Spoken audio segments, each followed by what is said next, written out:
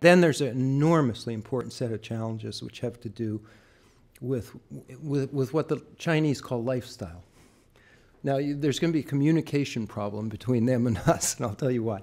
When they say lifestyle, they mean that they are starting to realize that they can't follow the path that we followed in terms of energy intensity and impact on the environment. And they can't follow the path their predecessors in high growth mode followed either.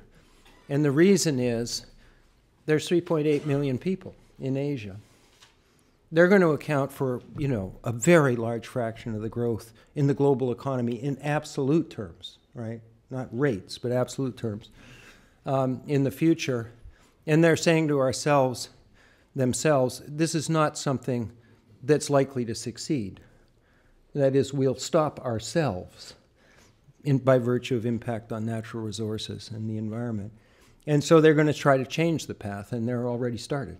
I mean, if you read carefully the 12 five-year plan in China, which you can think of as sort of a beginning of this path, there's a pretty aggressive start on a lower energy. And so I think actually Asia will probably be the driving force in trying to find incentives and so on. Why do they call it lifestyles? As I'll conclude with this, I guess, about now. To us, lifestyle is a thing that an individual or a family chooses and belongs clearly in that rather broad spectrum that we attach to where individuals make choices, individual freedom. In Asia, I don't think that way. They draw that line differently, and they don't draw it as rigidly. So they draw the line as, wherever there's a reasonable balance between individual freedom on the one hand and collective interests on the other.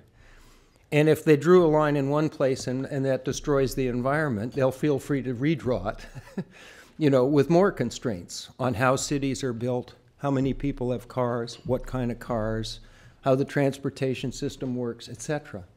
And so they have, in some sense, a greater degree of freedom in this respect, self-imposed freedom to make those choices, and they will do it in their self-interest, meaning the ability to sustain the rest of the journey to to being like us in terms of income, wealth, and opportunity.